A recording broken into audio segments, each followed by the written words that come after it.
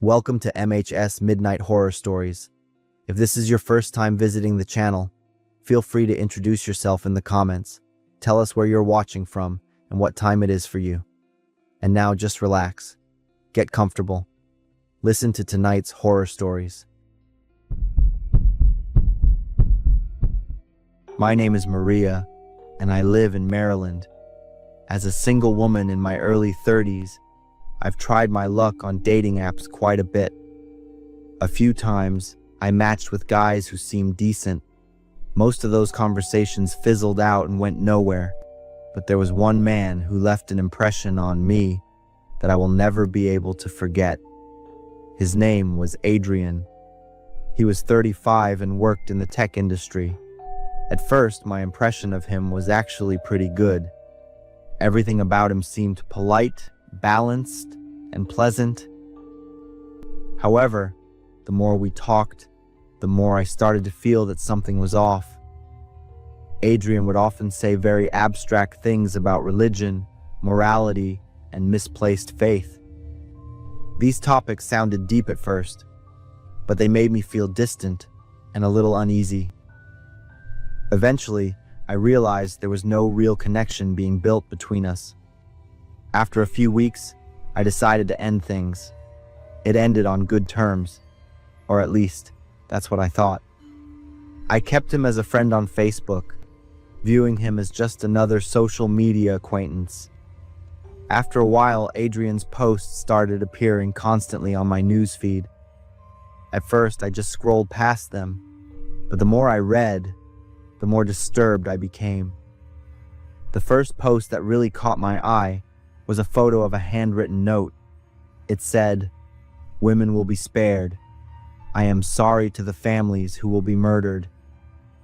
It was even signed at the bottom, and I noticed the signature started with the letter A. Then came another photo, a church taken at night, with a caption full of pure hatred. It read, "I am here to deny the lives of the men that God has actively worked to deny me every day. No women will be harmed." It sounded like he was announcing a plan that he had already finalized. Another status update mentioned target practice in a vague way, and I felt a literal chill run down my spine when I read it. I realized his target was a mass shooting at a church. He was blaming religion for his life falling apart. I sat there shaking as I scrolled through those insane words. It felt like I was reading the manifesto of someone who was about to cross a line of no return. I started taking screenshots of every single post. My hands were trembling as I prepared to send them to my best friend to ask if I was overreacting. But before I could hit send, my phone suddenly vibrated. It was a message from Adrian himself. "I know you don't care anymore, but I really liked you. I hope in another life we have a chance." It felt heavy, like a final goodbye. It seemed certain that he was about to do something horrific. I immediately called 911. I practically screamed into the phone, trying to explain that an old acquaintance of mine had a gun and was about to kill people at a church. I gave them every bit of information I had. I also told them that based on the photo of the church he shared, I had a strong suspicion about the location of the attack. After that call, the police moved fast. They went to Adrian's registered apartment in Fairfax County, but he wasn't there. While tracking him, they found Adrian's car parked in the lot of Park Valley Church in Prince William County, Virginia. The church's security team also reported a man in a black coat and sunglasses wandering around the lobby acting very suspicious. When security approached him, they discovered he was carrying a concealed semi-automatic handgun. Adrian was arrested on the spot. A few days later, the story blew up all over the news and social media.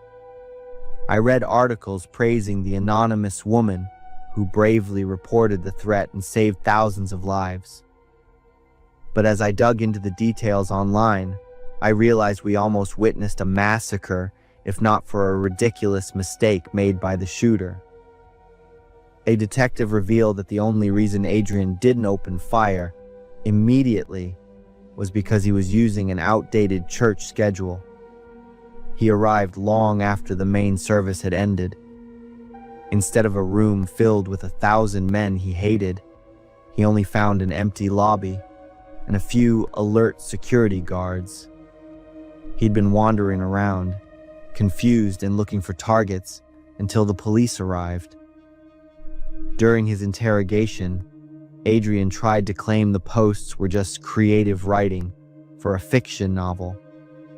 But the police found 5 printed copies of his apology letter to the victims' families at his house, which crushed his lies.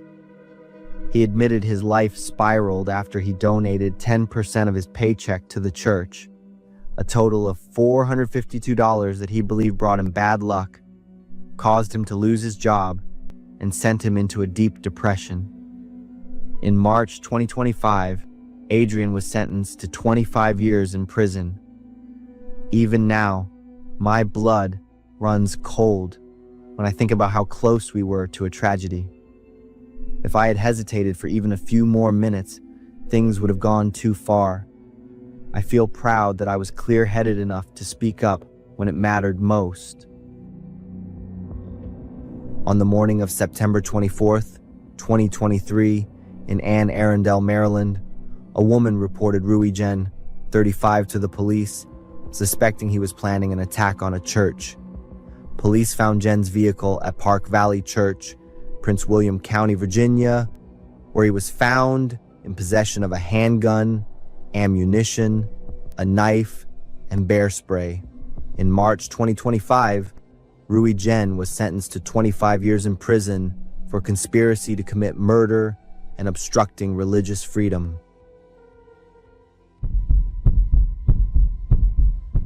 My name is Marcus. I am 45 years old. As I sit in my educational consulting office in Chicago, I watch my young, energetic coworkers and feel a bit of a sting in my heart. They live in an era where swiping left or right on dating apps is just a normal part of life. But for me, every time I see a dating app icon, a cold chill runs down my spine. Everything started back in 2006 when I was 26. Back then, I was a rookie high school teacher in Cleveland, Ohio. Between my small salary and the loneliness of living in a strange city, I turned to a dating site called Plenty of Fish. That is where I met Lyra. She was a petite Latina girl who seemed very charming and smart. Lyra told me she was 19, worked as a waitress, loved fashion, and had a strange fascination with criminology. This made me very happy because I shared that same passion. I had watched every episode of Criminal Minds and read books about Ted Bundy and the BTK killer. I felt like we could really connect. We started swapping photos and talking every day about our lives and families. Our conversations lasted for hours because we got along so well. I fell into what people call online love. After 2 weeks, we agreed to meet on a weekend at a Starbucks. I woke up early, took a long shower, picked out a nice outfit, and arrived at the meeting spot pretty early. I sat in my car and texted Lyra a description of my clothes in the car I was driving. I planned to wait for her to pull up so we could walk inside together. But 15 minutes passed, then 30 minutes, and Lyra never showed up. Instead, a strange man with a thick beard and eyes as cold as ice walked straight toward my car. Without saying a word, he pulled out a camera and started snapping photos through my windshield, right at my confused face. I rolled down the window to ask him what he was doing. But before I could speak, he leaned toward the driver's side door. His face was only inches from mine, and the words he spoke left me paralyzed. "I don't think you want to make a scene here. You don't want people knowing you've been chatting with my 17-year-old sister, especially not the school board." I was in absolute shock.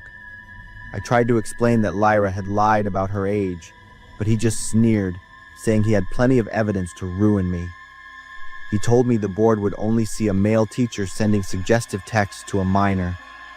In a state of pure panic, I handed him $500 in cash, the only money I had on me.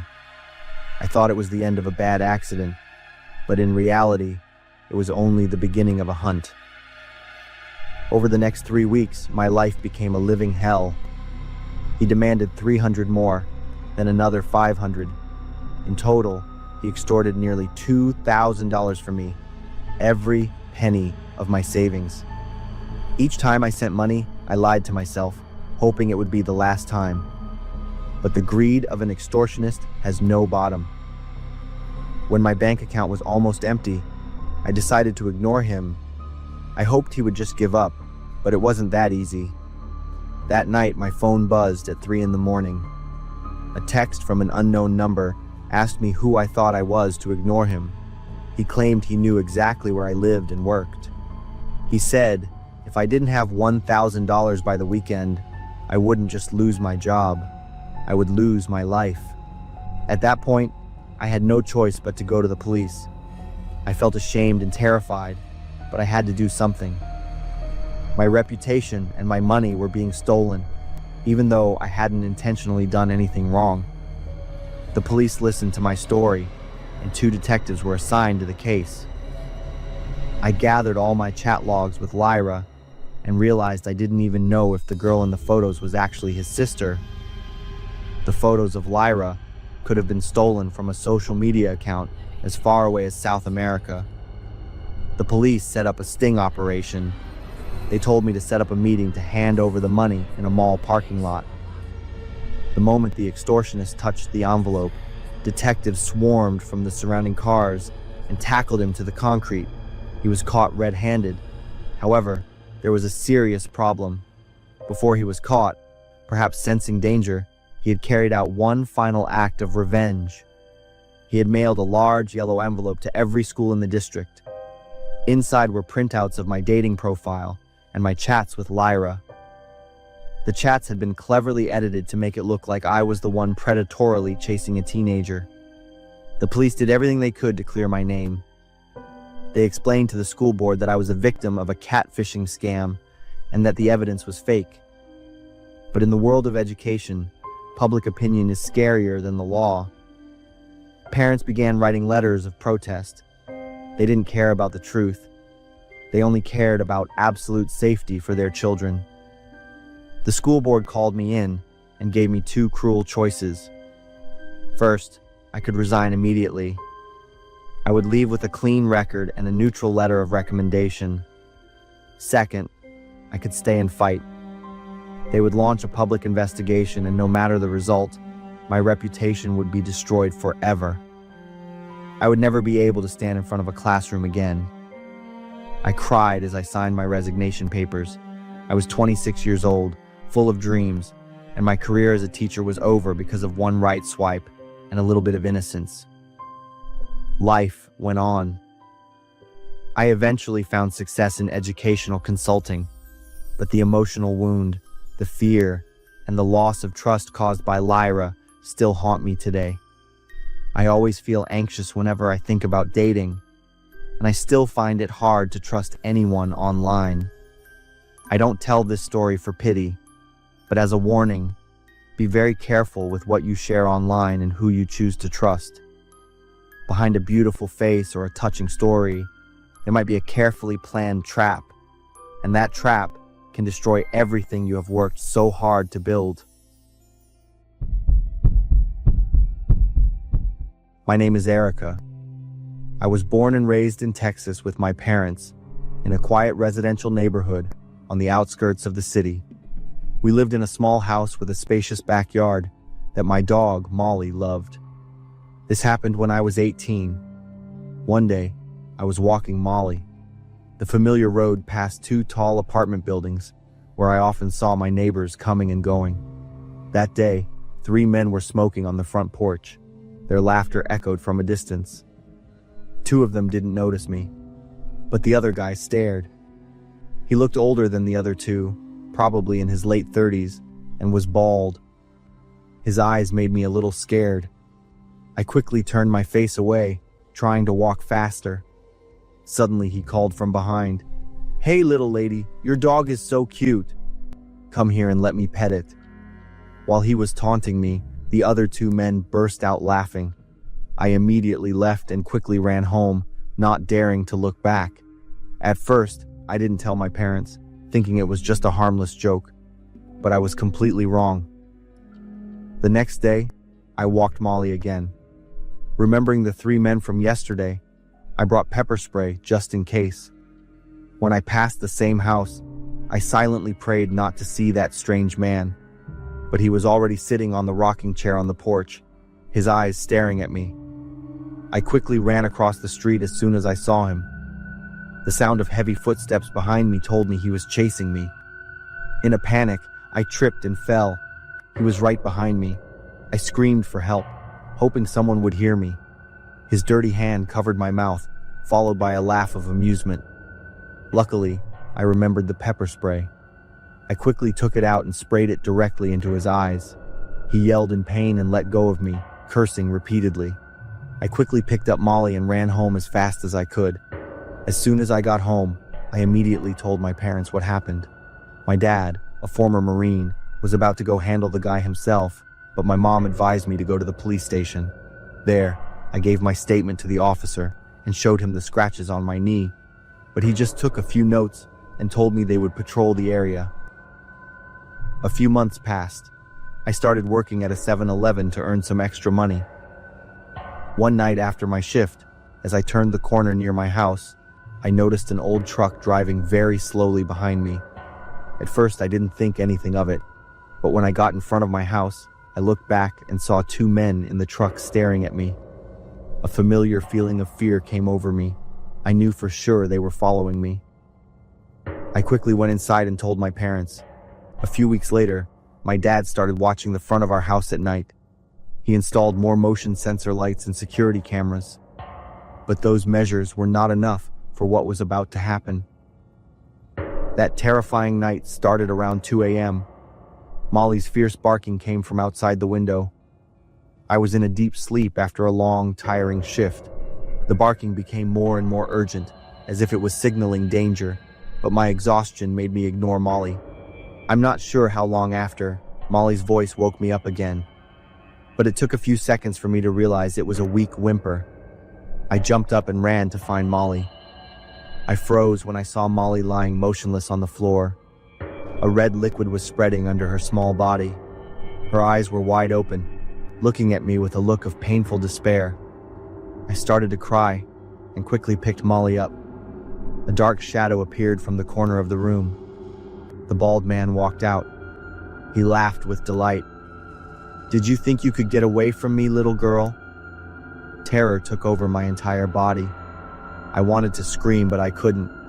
He lunged at me with terrifying speed. His heavy body pinned me down, making it hard to breathe. He repeatedly punched me in the face. The pain spread all over my head, and my ears were ringing. I felt blood flowing from my nose, and a salty taste spread through my mouth. With my last bit of strength, I tried to struggle and kicked wildly at him. When I saw him start to unbuckle his belt, my terror peaked. I screamed with all the strength I had left.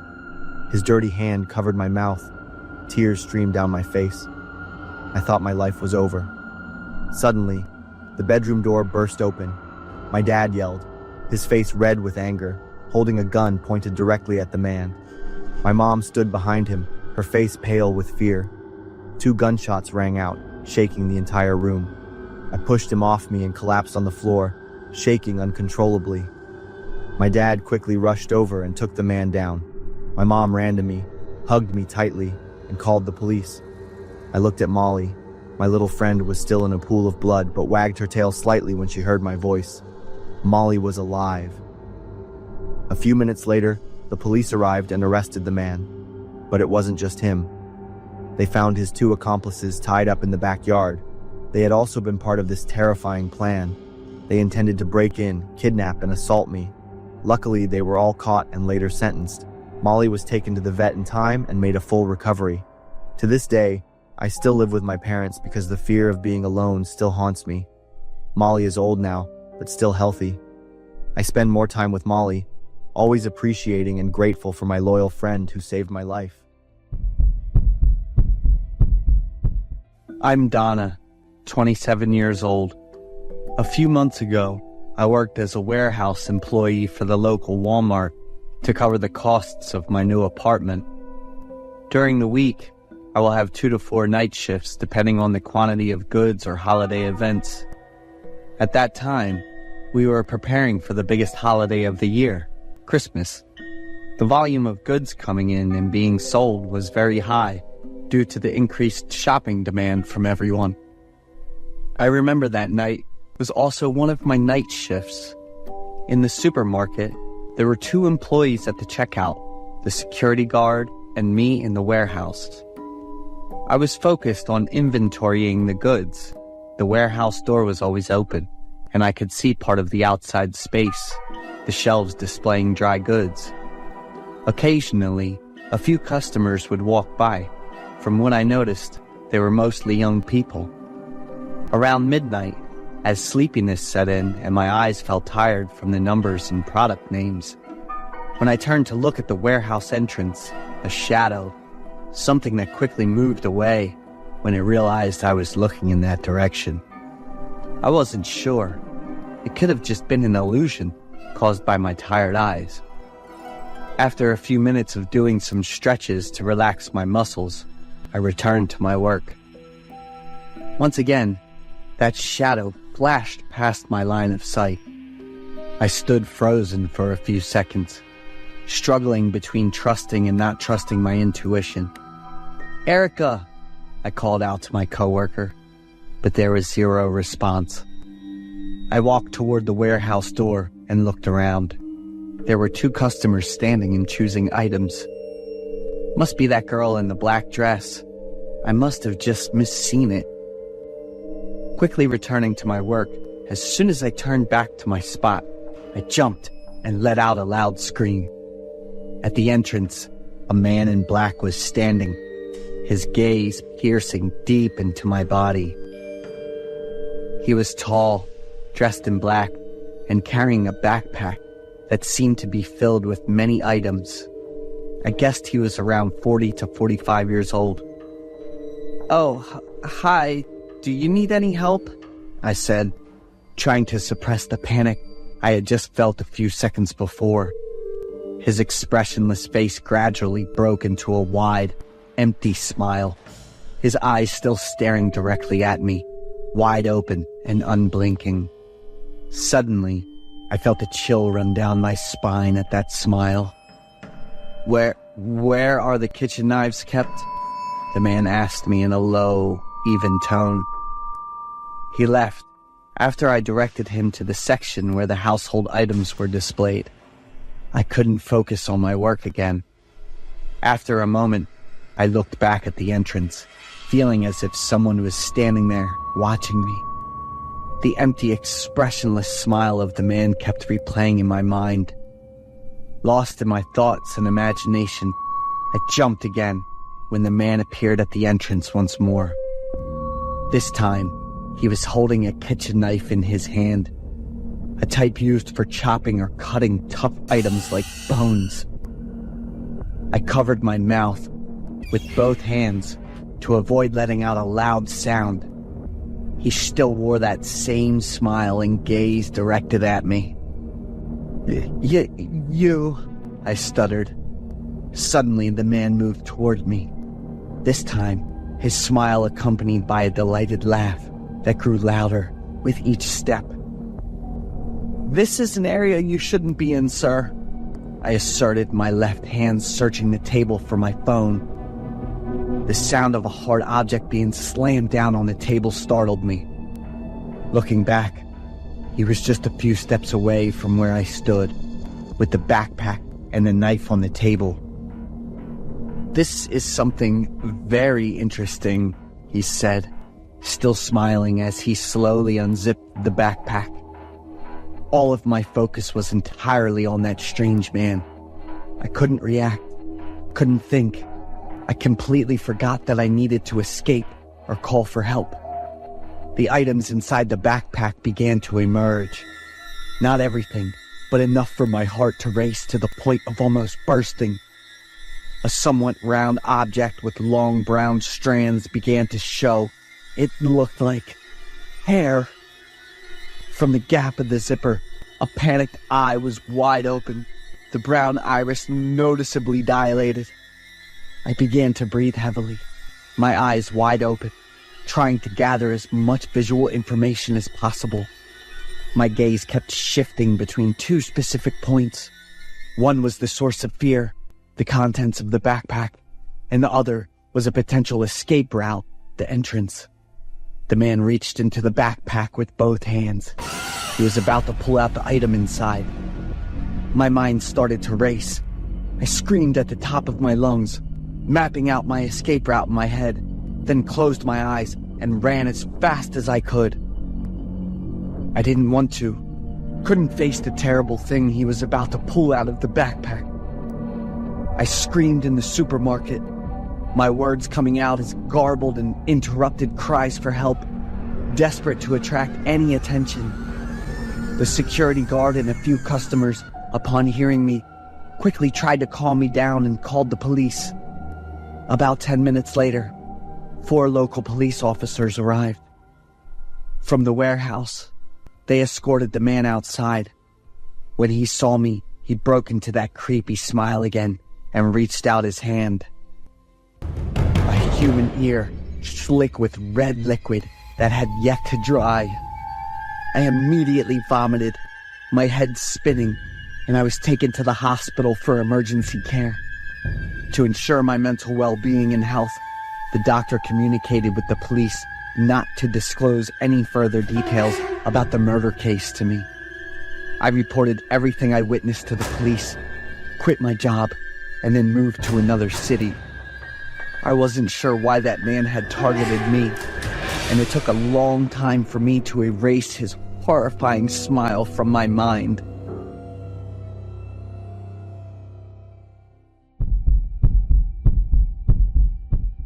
Every time I pass a McDonald's, my stomach still clenches. 3 years have passed since that day, but the smell of French fries still makes me nauseous. It was a terrifying and haunting experience, one I'll probably never forget. It happened when I was 17. I'm Maddie, and that day, Kate, Mia, and I went to McDonald's after school as usual. It was where we often went to gossip about school. It was July, and the California weather was terribly hot and humid. The store was quite empty, with only an old man reading a newspaper, a middle-aged couple, and our group. "What would you like to order?" The cashier's voice startled me. He was new. We had never seen him before. His service attitude wasn't as friendly as the previous female employee. We ordered as usual and sat down at our familiar table near the window. After a few stories, we realized the service time today was much longer. Usually the food was ready in just 10 minutes. "Why is it taking so long?" Kate started to get restless. I glanced towards the counter. Through the gap in the kitchen counter, I saw the employee working alone. His movements were quite slow. Finally, after nearly 30 minutes, he brought our food out. "Sorry to keep you waiting. I wanted to make sure everything was special." We took our food, feeling uncomfortable, so we decided not to eat at the restaurant anymore. We took our food to Kate's car parked outside. I sat in the back seat and opened the bag of French fries. The familiar smell of grease and salt wafted up, but there was something else that made me pause. A strange, fishy smell that I couldn't immediately identify. "The fries taste a little different today, don't they?"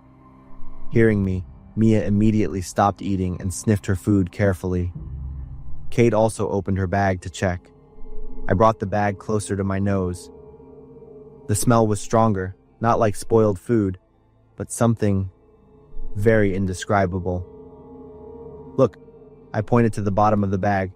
There was a wet yellowish stain, unlike normal cooking oil. Mia reached in and picked up a fry. The liquid on it was very thick and viscous. "Gross!" I looked towards the restaurant. The employee was standing there watching us, and on his lips was an amused smile, as if he was waiting for this reaction.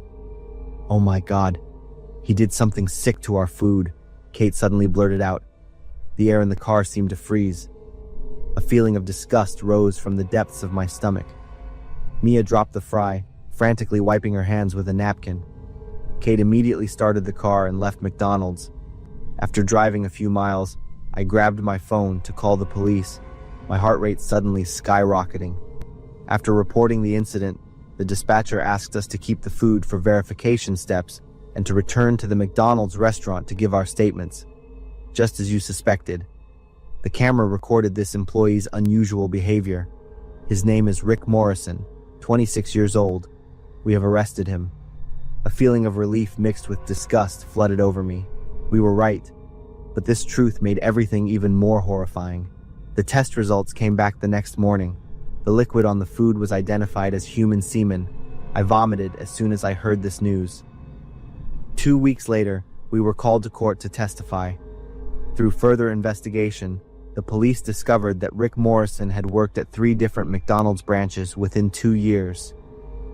At each location, there were complaints about his strange behavior towards young female customers, but because there was no concrete evidence, he had remained at large until now.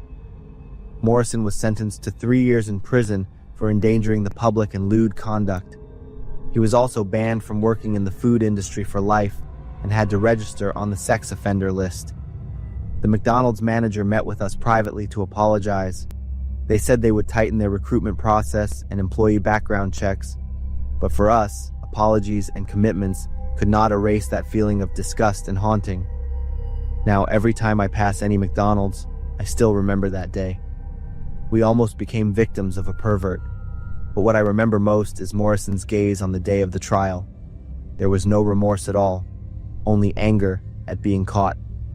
From that day, I learned that our instincts are often right. When something feels off, trust that feeling, and most importantly, always have the courage to speak up when necessary, because perhaps if we hadn't, how many other victims would have to go through the same thing? I'm Bianca, 27, working in an office and making enough to enjoy the things I love. I've been single for years. Past relationships really broke my heart, but I still believe I'll find my other half, and I'm always ready to open my heart to someone new. Last year's Valentine's Day was just like every other year, quiet and nothing special. But that morning, I found a handwritten letter in my desk drawer. It was from Isaac, the new guy at work I had a thing for. He asked me to come over to his place for dinner at 9 that night. I kept reading the letter over and over, my heart racing like crazy. Was that some kind of joke? But his signature at the bottom was legit, and his handwriting was neat and confident, just like him. Isaac was the guy everyone noticed as soon as he started at the company. He was tall, good-looking, and had this confidence like no one else. He always knew how to grab everyone's attention without even trying. Out of all the girls into him, I was the least noticeable, so I didn't have the guts to tell him how I felt. I was feeling both happy and confused, trying to figure out why this was happening to me. I rushed through work, drove home, and spent hours getting ready. All I had with me was a red dress that hugged my body, some fancy heels, and a bottle of good red wine. I stood in front of the mirror, checking out my face, telling myself everything would be fine. I thought that night was going to be a night to remember. The road to Isaac's place was in a quiet neighborhood. The bare trees lined up under the yellow glow of the streetlights. The house was at the end of the road, and the light from the windows looked like an invite.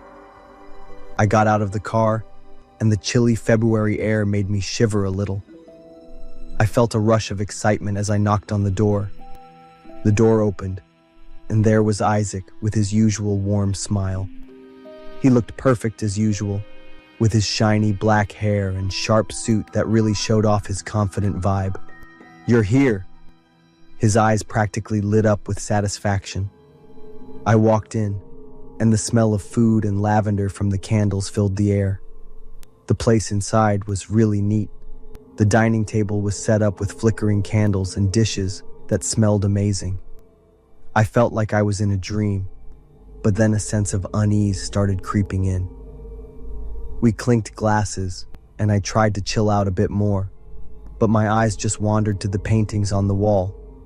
At first, I thought they were abstract paintings, but when I took a closer look, they kind of looked like drawings of human anatomy. The details were so vivid, it was creepy. Some of them even had notes scribbled in red ink, like there was some kind of plan coming together. I started feeling confused and uneasy, so I stood up and used the excuse of needing to wash my hands to get away from the table. The bathroom was at the end of the hallway, and the light from the dining table didn't reach that far. I walked in, and my eyes immediately went to the mirror above the sink. There was a red smudge on the mirror, like someone had tried to wipe it off quickly with their hand. I just stood there in front of the mirror, every stroke of the painting stuck in my head, making my mind race with a bunch of unanswered questions. All of a sudden, I saw something flash behind me in the mirror. My heart skipped a beat, but when I turned around, the hallway was empty. A chill ran down my spine, and I couldn't help but think maybe I was walking into a trap that had been set up from the start. Back at the table, the vibe between Isaac and me had totally changed. His smiles weren't warm anymore. They were cold and calculating. The room got suddenly stuffy, and time felt like it was slowing down in a creepy way. My eyes landed on a big painting on the wall. In the painting, there was a girl with blonde hair and big eyes. Sarah. That name just popped into my head, a former coworker who left a few months ago. A wave of horror hit me. I couldn't stay calm anymore. I stood up, quickly said thanks, and asked if I could leave. But Isaac wasn't letting me leave that easily. He stood up, blocking me, and the smile on his face turned into something pretty terrifying. Isaac stepped closer, and I could feel my breath getting faster. I saw a cold, lifeless look in Isaac's eyes, like he'd lost all humanity. I took a step back, but my foot got caught on a chair. He lunged at me, and I barely had time to think before I pulled out the fork I had hidden in my bag. I swung it, and I felt the resistance as it stuck into Isaac's hand. He screamed and stepped back just enough for me to make a run for the door. I rushed to the front door, but it was locked from the inside. I could hear Isaac's footsteps and curses echoing behind me. I turned around and saw him coming at me with bloodshot eyes and a face twisted in pain. His hands were red, but he didn't stop. I ran to the nearest window and used all my strength to smash the glass. As the glass shattered, I climbed through, even though my hands got cut by the sharp pieces. I ran like mad down the dark street, feeling all warm and wet from my palms and knees. But I didn't stop, too scared to look back. When I got to my car, I jumped in, slammed the door shut, and drove off. My heart was pounding, and every breath felt heavy, like I had just escaped from hell. When I got to the police station, I almost collapsed, my whole body shaking. My story made the police head straight to Isaac's place. They found his secret basement, where he kept stuff and pictures of his past victims.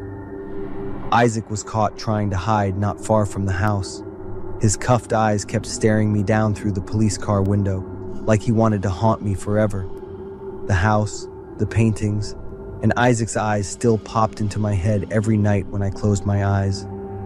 I knew I dodged death, but the darkness Isaac brought would always stick in my head, something I could never shake off.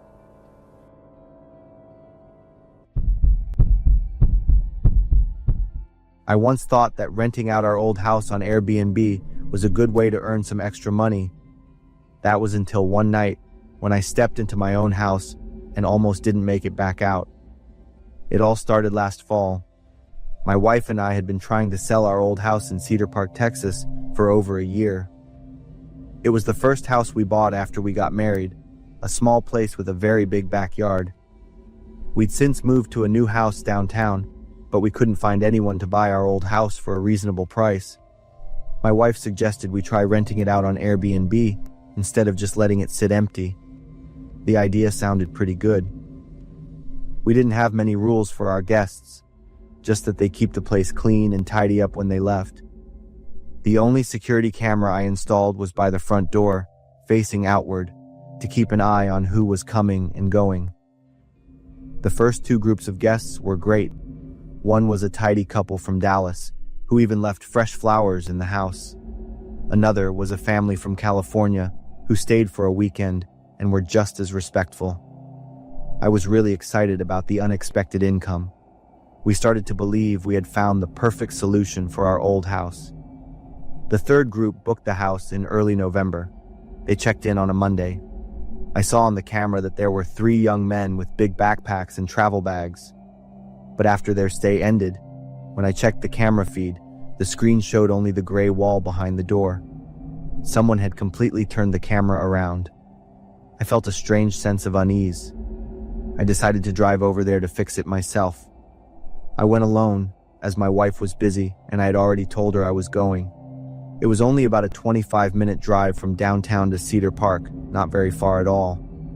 As I pulled into the driveway, the first thing I noticed was that the lights were off. The entire front of the house was in darkness. This was very strange because I always left the automated system on for the evenings. Maybe a bulb had burned out or someone had turned it off. I had a bad feeling about it, so I decided to go inside and check. That's when things turned terrifying. Just as my hand touched the doorknob, the door slowly opened on its own. I stood there silently, trying to listen for any sounds from inside. Nothing. It was completely silent. I finally stepped inside to check on things. The moment my foot crossed the threshold into the dark hallway, something hard and heavy struck me square in the back. A wave of sharp pain shot up my spine. I didn't even have time to react and fell to the floor instantly. My phone slipped from my hand, and the flashlight beam disappeared. I tried to turn to see what had attacked me, and saw a tall, dark figure standing right behind me. He was holding something long that looked like a baseball bat. I put my hands up to protect my face, preparing for the next blow. But before I could do anything else, another person grabbed me from behind by the collar. I tried to struggle, but this second person was too strong. He pinned me down, gripping my hands behind my back. While I was completely helpless, the person with the bat expertly went through my pockets. He took my car keys and my wallet. After they had taken everything of value, the man holding me started to loosen his grip. I thought they had what they wanted and were going to let me go. I tried to stand up, my legs shaking, hoping I could just get out of the house. But as soon as I was on my feet, the bat came down with a powerful blow to the side of my head. I felt something warm and wet run down my forehead and into my eyes, blurring my vision. And then, everything slowly went black. I woke up to my wife's crying. She was shaking my shoulder, calling my name over and over. My head was throbbing like someone was hammering nails into it, and my throat felt bone dry. My mouth tasted of old, dried blood. I tried to sit up but felt dizzy, and the room was spinning. My wife had been worried sick when she got home from work and I wasn't there. I looked outside, and my car was gone. They had stolen it. An ambulance arrived along with the police. The paramedics checked the wound on my head, a long gash that needed 3 stitches. The police took my statement and photographed the scene. But I remember the lead officer saying that there wasn't much useful evidence. There were no witnesses, and no other cameras in the area had caught anything. My house camera had been turned around. My car still hasn't been found, even though the police checked traffic cameras all around. After that, we took the Airbnb listing down and called a realtor to sell the house right away. My wife suggested we lower the price to sell it faster, and I agreed without a moment's hesitation. 2 months later, we sold the house. Even though we got a very low price for it, we had no regrets. Some things are worth much more than money. I still regularly contact the police to ask about the case. I don't have much hope of getting my stolen things back. My biggest wish is that those people will face proper punishment and that this won't happen to anyone else. I've always lived by the motto, Just do it and see what happens. I know it's not the wisest advice in the world, but it has helped me a lot in life, and certainly in the story I went through. A few years ago, on Halloween night, one of my best friends hosted a Halloween party at his house. His parents were gone for the weekend, so we had the whole house to ourselves. A costume was required to get into the party, and I was dressed as Michael Myers. At the time, I was 18 and a senior in high school. The party was a lot of fun with more than 40 people, music, drinks, and crazy costumes. It was a pretty typical Halloween party, but everything changed when Lucas suggested playing with a Ouija board. He asked me and a few other people if we wanted to go down to the basement to use it. At the time, I had only had one beer, but instinctively, my answer was no. I don't mess with anything spiritual. I truly believe you shouldn't play around with spirits and things like that, especially on Halloween night. After being called a coward a few times for not wanting to join, I told them to just do it and see why they shouldn't play with a Ouija board. They laughed at me as I watched Lucas and a few other people go down to the basement to play. I didn't care what they said. I was going to do what I felt most comfortable with. The basement was always colder than the rest of the house. The ceiling was low, the lights flickered, and a musty smell filled the air. Honestly, the Halloween vibe was spooky enough. I felt like I should stop there. The party continued upstairs, and I ignored what had just happened. Around midnight, I left completely sober. I drove home without checking to see how Lucas or the others were doing after they went to the basement. When I got home and got into bed, my phone lit up. I got a text from the party host asking if I was okay and saying that the people who played with the Ouija board had just been in a car accident. I had to reread the text a few times. I immediately thought about what I had said to them before they went down to the basement. I immediately called Lucas. It rang once, twice, 3 times. He picked up. Lucas was out of breath on the phone. He said he was driving home when he felt like someone, he swore, like an invisible hand from the back seat, yanked the steering wheel to the left. The car lost control and crashed into a ditch.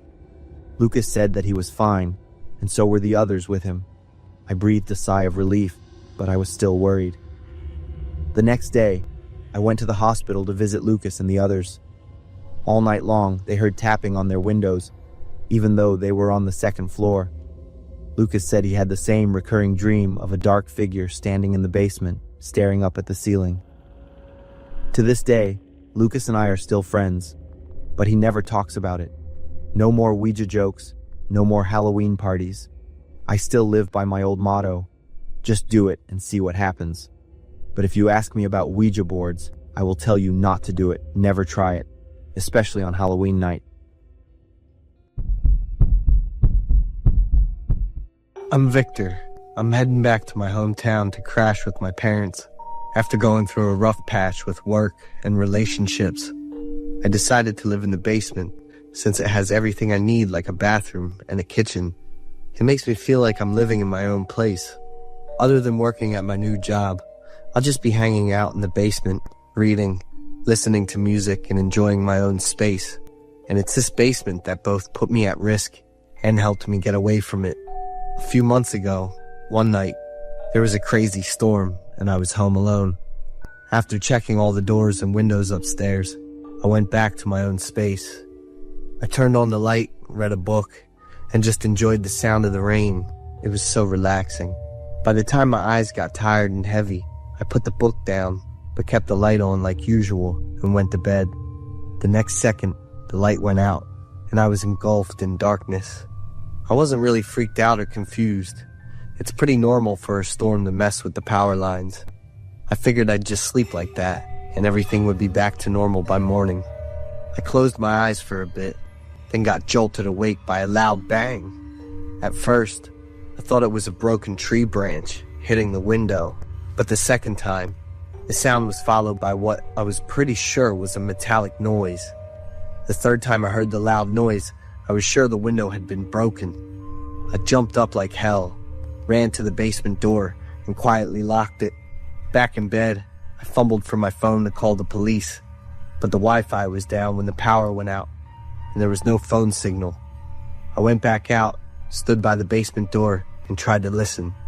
Then I realized staying in here was pointless. This basement had no windows, and there was no way out if something went wrong. I held my breath, unlocked the door again, and tiptoed out. My heart was pounding with every step, and it was getting clearer. There were about 2 or 3 people, and they started searching the house upstairs. They were whispering to each other, but I couldn't make out what they were saying. I pictured the house layout. Go upstairs, turn right, and you'll see the kitchen. The window there could help me escape. Using the darkness to my advantage, I started putting this crazy plan into action. Just a few steps I'd usually take, but for some reason, it felt so exhausting in that moment. My mouth was dry, my heart was racing, and I tried to push down my fear to save myself. About 5 steps away from the floor, all I could make out were the blurry silhouettes of 3 guys from the flashlights in their hands. They were all tall, and there were a lot of them, but what really made me freeze was the thing they were holding. Guns. I gasped right away. My mind was all over the place, and the house suddenly felt unrecognizable. Find a way to the basement. Victor's down there. Don't let him know you're coming. What the heck? They know my name. What's going on? Who are these people? I almost lost my balance and nearly fell back into the basement. A chill ran down my spine as I heard the footsteps of the 3 guys above and their flashlights' faint beams shining through the gaps in the stairs. There were only 5 more steps, but why did each one feel so long? And time seemed to slow down. The guns in their hands made it hard to breathe, and my legs felt like they were gonna give out. There was only one thought in my head. How the hell do I get out of here? But the atmosphere felt like it was closing in, suffocating me. Hearing the whispers and footsteps fade away, my mind was too scrambled to come up with a clear plan. In the end, I decided to just run as fast as I could, charging straight into the fear and pushing through it. Only then could I hope to get out. I finally made it to the kitchen, and just then, one of the 3 guys who broke in showed up. He pointed the light at me, and without wasting a second, I opened the window and jumped out. The cold and the force of the storm hit me right away and woke up my nerves. I had just one goal, to get as far away from the house as possible. The road ahead was pitch black, and the only light I had was the occasional flash of lightning to guide me. I tried not to look back, even though I could hear screams and gunshots getting farther away behind me. I ran to the neighbor's house nearby, knocked on the door in a panic, and when it opened, I just collapsed, totally exhausted and cold. The middle-aged neighbor, looking worried, quickly pulled me inside and called the cops right away. In the middle of the storm and all the chaos, I could only breathe a sigh of relief, knowing I was finally safe. Later that night, the place was a mess, with signs of a break-in, and all the valuables were gone. The aftermath of that horrible night wasn't just the stuff I lost, but also the mental scars that stuck with me. I couldn't go back to the basement anymore. Every time I thought about going back, I'd get this wave of panic, like the thieves were still out there, just waiting for the chance to hit again. The banging, footsteps in the night, and the dim flashlight on the stairs, everything turned into creepy memories. I started jumping at every little noise around me. I felt stuck between 2 worlds, my normal everyday life and this dark world of scary memories. I started going to therapy so I could talk about how I was feeling without worrying about being judged. I also started doing medication and working out to keep my mind and body in balance. But real peace still felt pretty far off. Every time it rains and night falls, the creepy feeling comes back.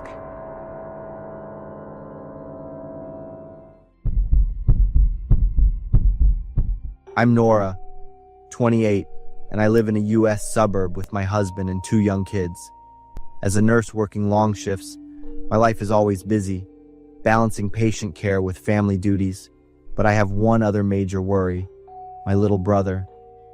My brother and I were orphaned when we were kids, and I'm quite a bit older, so I've always felt responsible for protecting Ethan. One evening, while I was busy getting dinner ready, the phone on my kitchen counter buzzed. It was an unexpected text from my brother.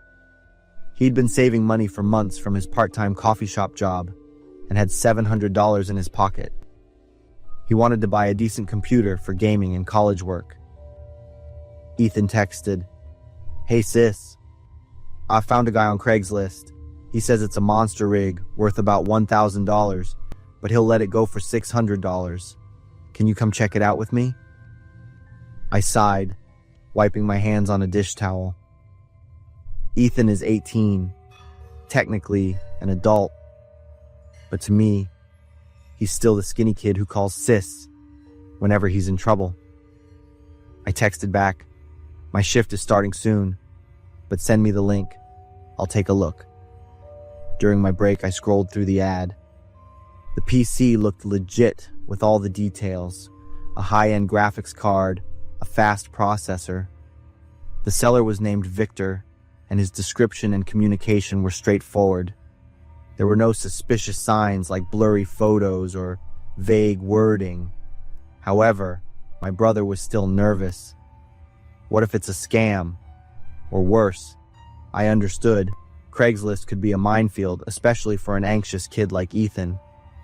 I suggested he Skype Victor, ask Victor to turn on the PC and open the case so we could see the components inside. I would join the call if I could. A few hours later, I joined the call from the nurse's lounge. Victor had adjusted the camera so everything was clear. The PC lit up, the fans whirring. He opened the side panel and showed the inside. A clean motherboard, RAM sticks still in anti-static bags, and the component boxes neatly stacked nearby. Victor said, "See, totally legit. I built it myself over the last year, grabbing parts when they were on sale." I texted Ethan, "Looks good. If you can get it, go for it. Just meet in a public place and text me when you're done." Ethan agreed and was super excited. I finished my shift around 8 p.m. and my Skype rang. It was Victor, and his message popped up. "Hey, I got your brother." My heart stopped. The water glass slipped out of my hand, shattering on the floor, but I didn't even notice. I just stared at that text for a very long time. What the heck? The darkest scenarios flashed in my mind. Kidnapped. Hurt. A surge of rage washed over me. Ethan was my little brother, the one I had shielded from every school bully. I felt ready to rush out and find Victor immediately, not hesitating to grab a kitchen knife if necessary. Before I could reply, the screen showed Victor was still typing. He explained, "Ethan wanted to meet at the Walmart parking lot." We met. I stepped out to shake hands and bam, he turned pale and fainted. He's in my car. He woke up once and then passed out again. It's really confusing. I immediately dropped the kids off with the sitter across the street and floored the gas. I texted Victor, "Don't move." The 15-minute drive to Walmart was a blur of chaos. I gripped the steering wheel, my heart pounding. Could this be a trap? But the Skype call seemed normal. I pulled into the Walmart parking lot looking for Ethan's car. It was parked next to a massive black SUV. I got out ready to call 911, and then I saw Victor. He stepped out of the SUV. Oh my God, this guy was a giant. He had to be at least 7 foot 2 inches tall, built like a combination football player and bodybuilder. His muscles bulged under his t-shirt. Victor could probably lift my car without breaking a sweat. No wonder Ethan fainted. "Hi, you must be Ethan's sister," Victor said, extending a hand the size of a dinner plate. But surprisingly, his voice was very gentle. "I'm Victor. Your brother is fine, just scared himself." I shook his hand, and my hand disappeared inside his. I blurted out, "Oh my God, you are huge," and laughed nervously. Victor chuckled and recounted the event. We got here. I stepped out to say hello, and Ethan's face quickly turned white, and he collapsed.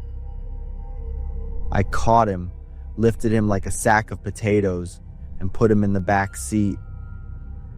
He patted my shoulder gently and pointed toward the SUV. Ethan was curled up in the back seat, knees tucked to his chest, looking like a scared kitten. His face was pale, his eyes wide when he saw me. I opened the door and leaned in. "Ethan, are you okay?" "Sis," he whined.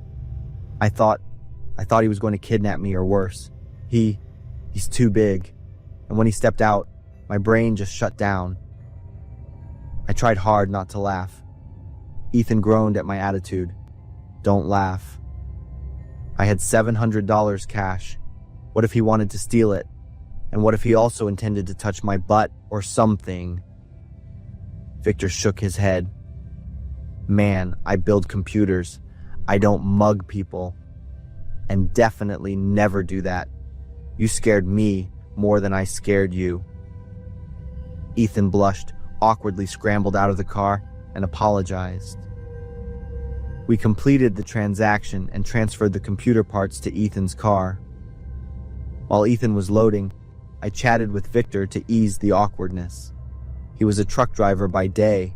Building and selling PCs was a hobby to earn some extra cash for his wife and kids. Victor was a kind person. He volunteered at his kids' school and loved fishing. He lamented that people look at his size and assume he's aggressive, but it wasn't a big deal. At least it helps me keep the actual, scary people away. Ethan returned, the PC running a test in his trunk. "It works great, man." "Thanks, and sorry again about that thing." Victor patted his back gently. "It's all good. Drive safe." As Ethan and I drove home, he asked me what I thought when I first saw Victor's text. I looked at him and answered, "Honestly, I was ready to kill him. I thought he had kidnapped you or worse." He burst out laughing, the tension gone. That night, Ethan set up his new rig. It really was a great bargain. Sometimes things may not be as serious as we imagine. Caution is good, but don't be too quick to judge people or define problems